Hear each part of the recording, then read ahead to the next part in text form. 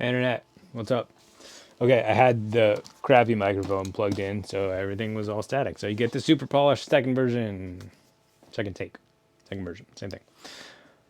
Okay, so we're looking at swing planes, both shoulder plane and hip plane, and how those are related, how your brace is going to influence that, and specifically to answer a question from a gentleman on the Disc Golf Form Check Facebook page, who I made a comment on someone's form check video and said, I think your brace is messing up your nose angle. The reason you have a positive nose angle is because your brace isn't working yet.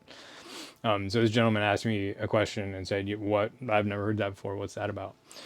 So apparently, this idea needs to be broadcast more so that folks understand and they can fix their nose.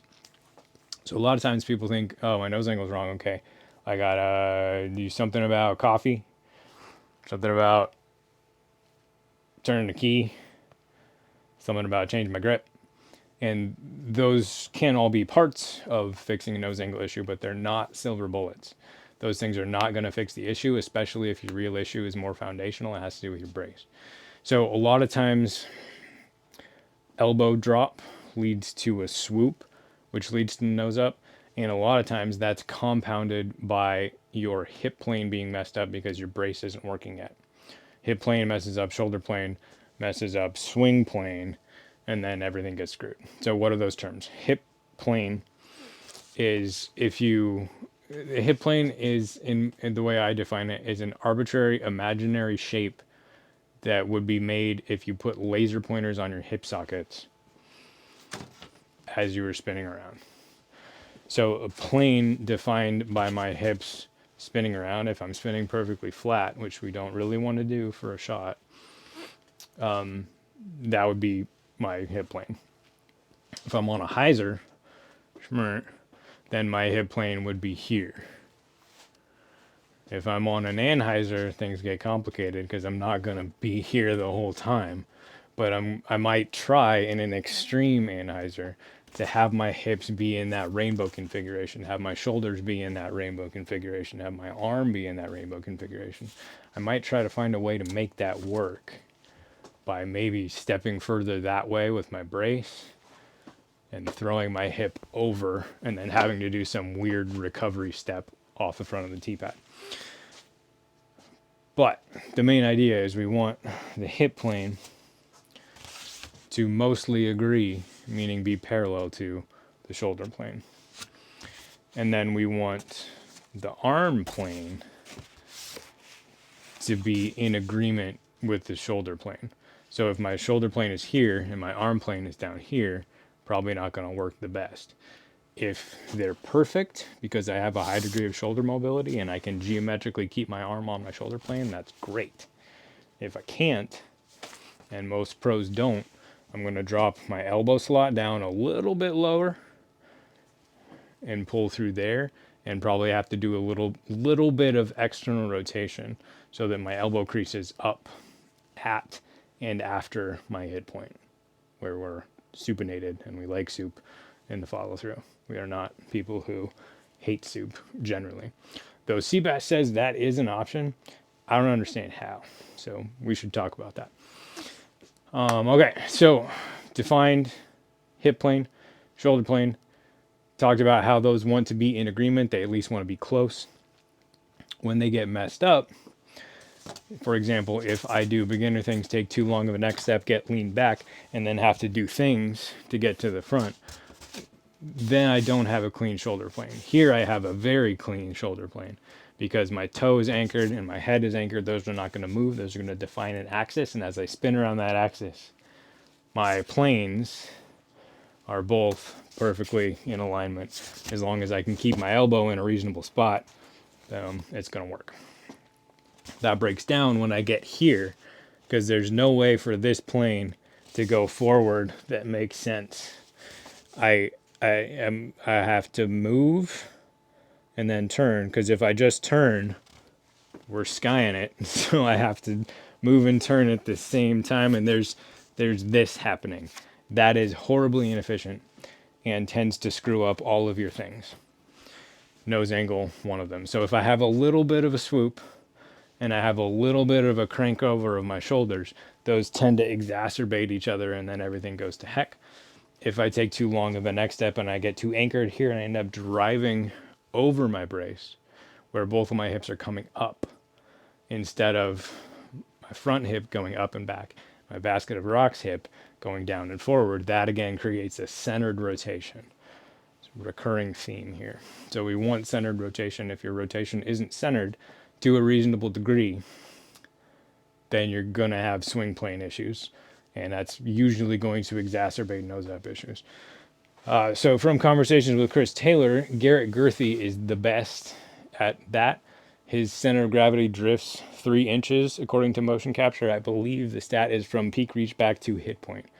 So because he's so vertical in his brace, he has the purest rotation with the smallest amount of drift in his axis. That's why he's able to throw so far and so efficiently. Okay, so next thing, I can give you a primer on the TIE Fighter tech. So we're nerds, we like TIE Fighters, not what they do, but what they could do if they were used for good. So we're here in our reach back position, and I'm arbitrarily going to define reach back position. It's not actually reach back position, so it gets a little bit screwed up. I'm going to use Alex for an example. He tends to hypercoil a little bit, which I just mean get past 90 degrees. It's not a bad thing. It's just that's extra. That's above a normal pay grade. If you can do it, do it. If you can't, then you're more like me. But at this arbitrary point where my shoulders are in line with the camera here and here, this shoulder is going to have a height and this shoulder is going to have a height. Because I'm on hyzer, they're going to be different. If I'm throwing a flat shot, which again, I probably don't want to do most of the time, then my shoulders are going to be at the same height. And those two lines are going to be the same line. But if I'm on a hyzer, they're going to be different. And then as I rotate forward to another arbitrary position where my chest is square to the camera, my shoulders are going to be here. So they go from here to here. And then on my follow through, boom, they go back to here. I have a low shoulder in my follow and a high shoulder on my throwing shoulder. These two lines should be the same height as these two lines. If I have a problem, they're not going to be at the same height, and the whole shape is going to be skewed from low to high.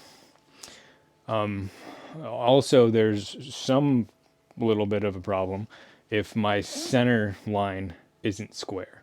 So we'll see that in our example here. Sorry, Alex, how's the bottom of that bus treating you? But I think it's okay to point out one little tiny mechanical flaw that Alex has in his throw, because he throws amazingly well. He threw amazingly well before he came to me. He's only been with me for a couple months. But the position that you're going to see in his throw is currently the biggest thing we're working on. He's got a ton of distance and great mechanics. So we're going to find, there's where his brace foot starts touching down. So this is his actual peak reach back.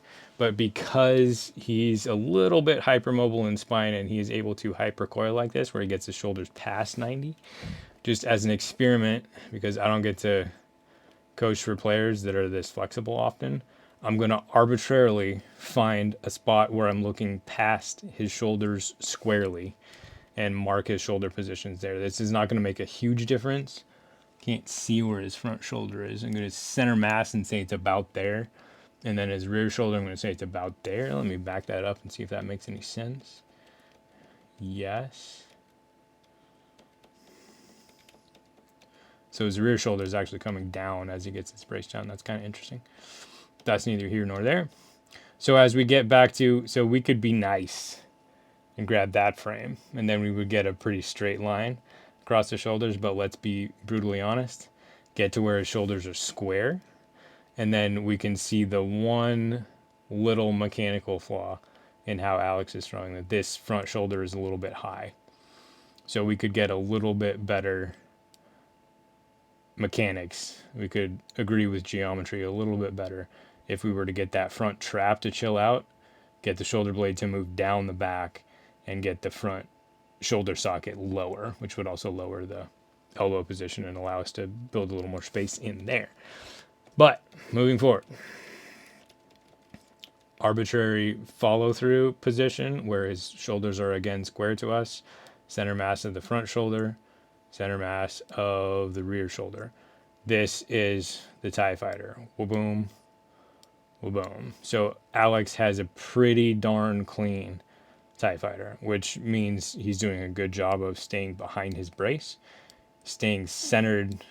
So his center of his axis is really here. And then, like we talked about, his spine processes forward. This is too many lines. Sorry. This is a cone and, three-dimensional cone like that.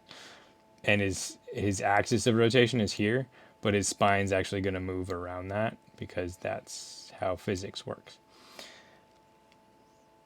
So, in Alex's case, the center line being high in the front and low in the back is the one visual indicator of an issue that we get from this TIE Fighter thing.